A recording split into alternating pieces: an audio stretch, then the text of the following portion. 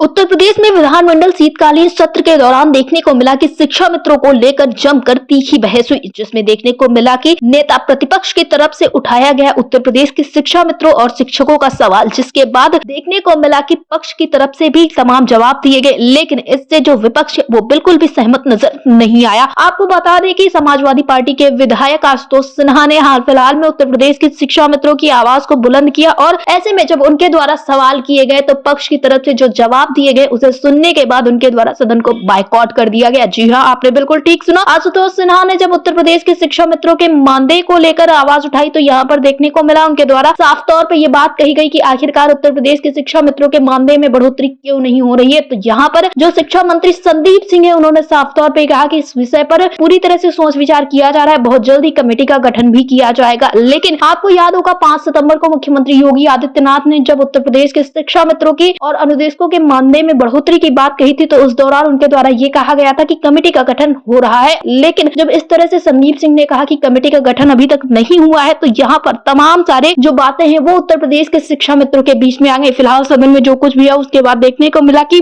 अखबार में तमाम हेडलाइंस और तमाम सुर्खियां बटोर रही है शिक्षा मित्रों की खबर, जिसमें से केशव प्रसाद मौर्य ने भी अपना जवाब दाखिल किया है और इसी के साथ यहाँ पर आपको देखने को मिलेगा संदीप सिंह ने भी जवाब दिया, जिसमें उन्होंने साफ तौर पर यह बात कह दी है कि उत्तर प्रदेश की शिक्षा मित्रों का जो मानदेय है वो तो जरूर बढ़ाया जाएगा और इस विषय में सत्ता पक्ष जो है वो पूरी तरह से सोच विचार कर रहा है। लेकिन विपक्ष का साफ तौर पे यही कहना था कि आखिर कब तक 2017 से अब तक उत्तर प्रदेश के शिक्षा मित्र लगातार यहाँ पर यही कहते हुए नजर आने कि उनके मानदेय में बढ़ोतरी कर दी जाए, आखिर सत्ता पक्ष की तरफ से क्यों कुछ नहीं किया गया। इस बीच में देखने को मिला कि आशुतोष सिन्हा के साथ साथ समाजवादी पार्टी के अन्य विधायकों ने जमकर सत्ता पक्ष के ऊपर तीखा हमला बोला और तमाम सवाल किए, लेकिन किसी भी सवाल का जवाब बिल्कुल सटीक नहीं देखने को मिला, जिसके बाद सदन छोड़ के विपक्ष के नेता चले गए वहां से। आपको बता दें कि यहाँ पर जो विपक्ष है उसका साफ तौर पे यही कहना है कि यूपी में अब इस शिक्षा का स्तर जो है बिल्कुल ही घटता हुआ चला जा रहा है और जब बात हजारों शिक्षकों के जो पद खाली हैं उस पर आई उसके बाद भी कोई सटीक जवाब देखने को नहीं मिला और ऐसे में जो विपक्ष के नेता हैं उन्होंने साफ तौर पे ये बात कह दी है कि जो यूपी है उसमें शिक्षा का स्तर घटता हुआ चला जा रहा है, शिक्षक और छात्र अनुपात बिल्कुल सटीक नहीं है, शिक्षा मित्र अनुदेशक उनके मानदेय में बढ़ोतरी नहीं हो रही है और ऐसे में हर एक शिक्षक काफी ज्यादा परेशान नजर आ रहा है। लेकिन फिर भी उत्तर प्रदेश सरकार की तरफ से कोई कदम